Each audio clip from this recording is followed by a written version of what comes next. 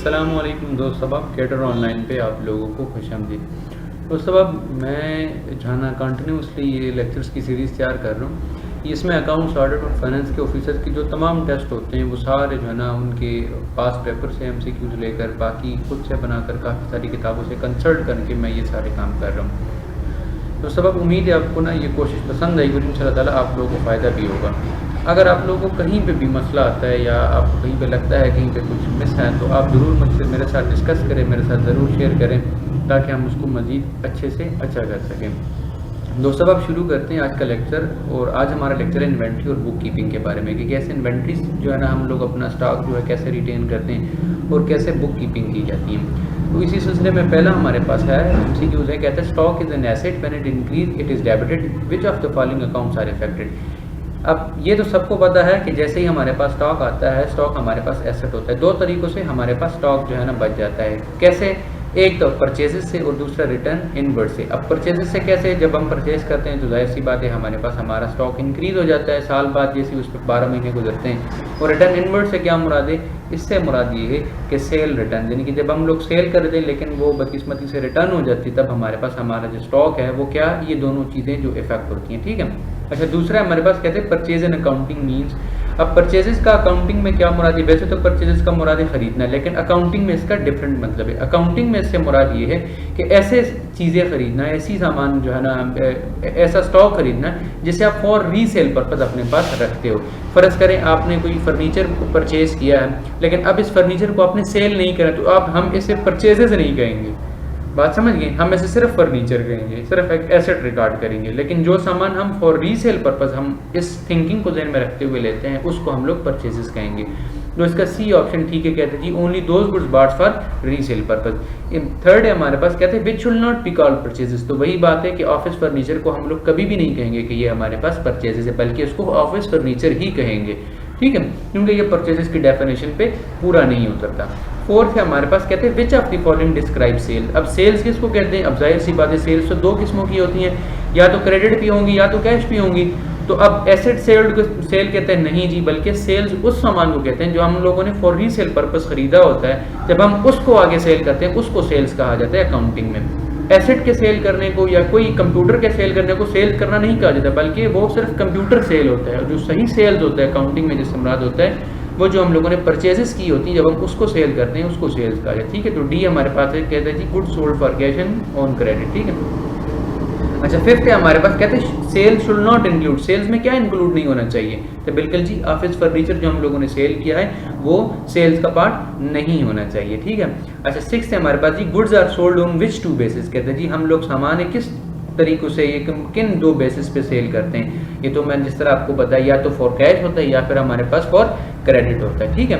अच्छा, सेवंथ है हमारे पास, कहते हैं जी what is the effect of company selling merchandise on credit. कहते हैं जी अगर तो उसका इफेक्ट क्या होगा, कंपनी का इफेक्ट क्या होगा अगर वो सामान क्रेडिट पे सेल कर रही हो। अब जाहिर सी बात है जब आप लोग क्रेडिट पे सेल करेंगे तब क्या होगा, आपका डेटर्स यानी कि आपके जो डेटर्स होंगे वो ज़्यादा हो जाएंगे और आपका स्टॉक कम होता जाएगा। और दूसरा क्या है जी, कहते हैं इंक्रीज क्रेडिटर्स इंक्रीज कैश। नहीं जी, बिल्कुल भी नहीं, इसमें ए ही ठीक है जो कि इंक्रीज डेटर्स और डिक्रीज स्टॉक होता है। अच्छा, एट्थ है हमारे पास, कहते हैं total size of magazine sellers include the value of. कहते हैं जो मैगजीन सेलर है अगर वो मैगजीन को सेल करता है तो उसमें कौन सी दो चीज़ें शामिल होंगी। तो फिर वही वाली बात है कि सेल्स वाली बात है, जब मैगजीन सेलर है वो कैश पे भी करेगा और क्रेडिट पे भी करेगा तो दोनों चीज़ें इसमें शामिल होंगी।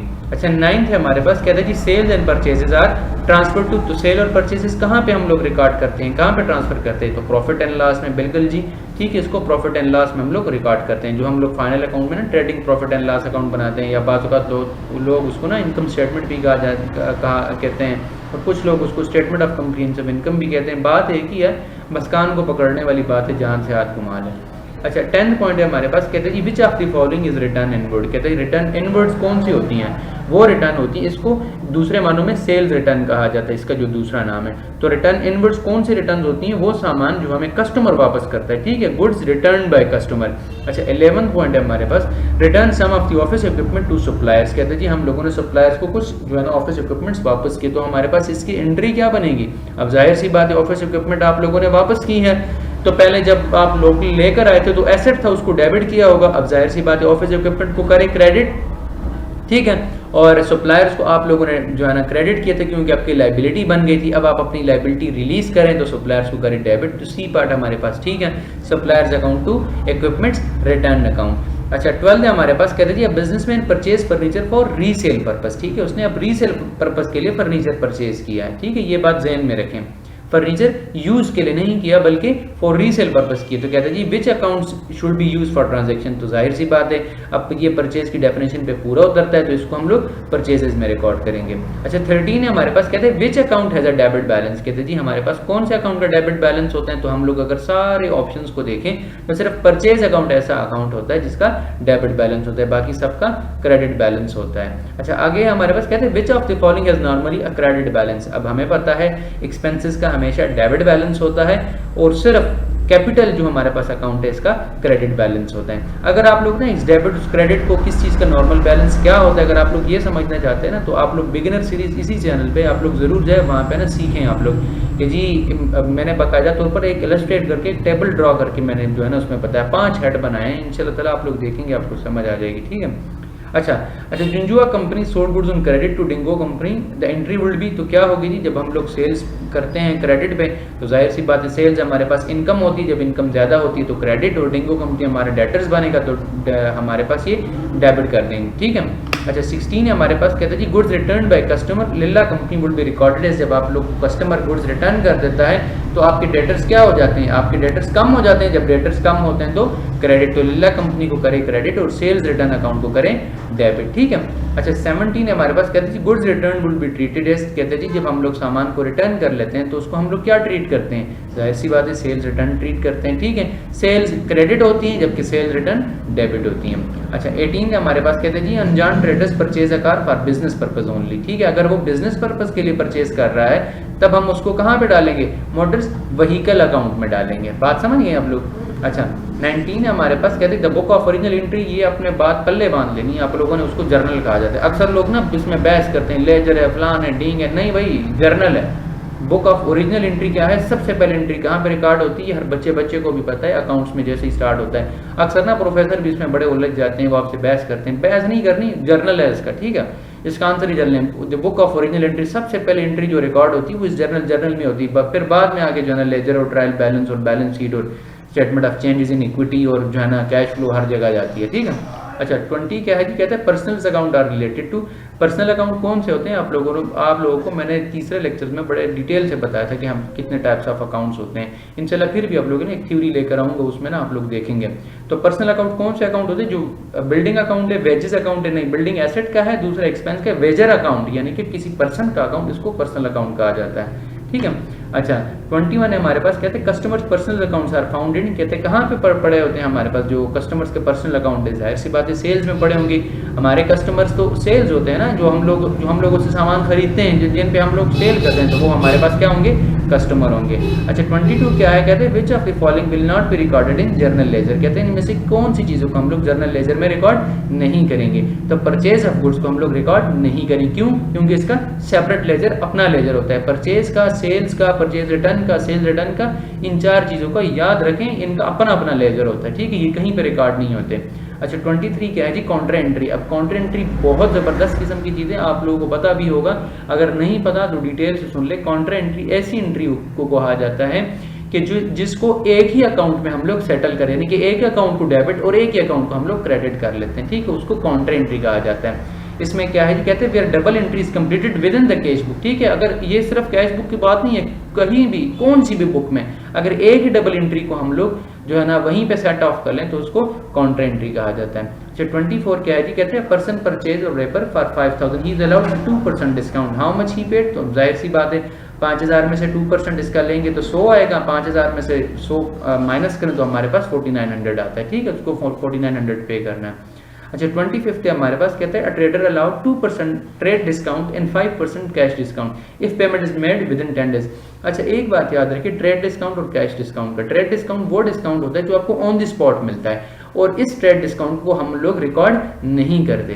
ये जुमला दोबारा सुन ले, ट्रेड डिस्काउंट को अकाउंटिंग के बुक्स में रिकॉर्ड नहीं करते हैं किसी भी जो है ना सूरत में, जबकि कैश डिस्काउंट को रिकॉर्ड किया जाता है इफ, ठीक है। अब ये ही जुमला दोबारा सुन ले, कहते हैं जी कैश डिस्काउंट को रिकॉर्ड किया जाता है इफ कब रिकॉर्ड किया जाता है? उस सूरत में जब आप इसकी लिमिट्स को जो है ना अवेल कर लेते हैं। अब फर्ज करें उसने यहाँ पे पता है इस क्वेश्चन में कहते हैं 10 दिनों के अंदर अंदर अगर आपने पेमेंट दे दी तो 5% डिस्काउंट दूंगा। लेकिन आगे सुने जरा, कहते हैं दानी made purchases of ₹2500 and paid with in 15 days.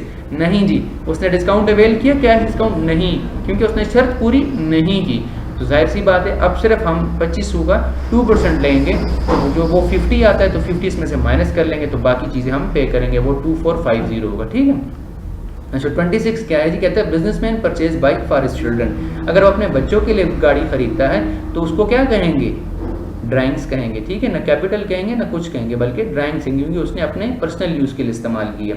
अच्छा 27 है हमारे पास, कहता है trade discount will be recorded. कहाँ पे रिकॉर्ड करेंगे? अब अभी मैंने आपको बताया कहीं पे भी इसको रिकॉर्ड नहीं करेंगे। ठीक है। अच्छा आगे हमारे पास कहता है if debtor account is over charge. कहते हैं जी अगर डेटर्स का अकाउंट आपने ओवर चार्ज किया तो कौन से अकाउंट से सेटल करेंगे? जाहिर सी बात है उसको क्रेडिट नोट से सेटल करेंगे। ये बात आप लोगों ने याद रखनी है, डेटर्स के अकाउंट को क्रेडिट नोट के साथ और क्रेडिटर्स के अकाउंट को डेबिट नोट के साथ करते हैं। ठीक है, सेटल करते हैं। ये उलट होता है इस मामले में। 29 क्या है? कहता है another name of sales ledger is sales journal is. अब जाहिर सी बात है जर्नल किससे निकला है? जोर से, जो कि एक फ्रेंच वर्ड है। ठीक है, मैंने आप लोगों को बताया भी था इसके पहले लेक्चर में, सॉरी तीसरे चौथे लेक्चर में। तो अब इसका दूसरा नाम क्या होता है? और जोर का मतलब क्या होता है जी? डे। तो अब सेल्स डे बुक। ठीक है, सेल्स जर्नल का दूसरा नाम सेल्स डे बुक होता है। 30 क्या है जी? कहते हैं यार sales goods to HR good for 5000 which documents he should send. तो कहते हैं उसको क्या सेंड करना चाहिए? तो उसको सेल्स इनवॉइस सेंड करनी चाहिए। बात समझ गए? तो दोस्तों अब यहाँ तक ना आप लोगों के लिए लेक्चर प्रिपेयर किया था, उम्मीद है ना आप लोगों को अच्छी तरीके से समझ आया होगा। अगर कहीं पे भी आप लोगों को लगता है कुछ मसला है, समझ नहीं आ रहा, तो फ्रीली डिस्कस करें। ठीक है, कोई मसला मसाइल नहीं है। और पसंद आई है तो ज़रूर लाइक और सब्सक्राइब करें। खुश रहें।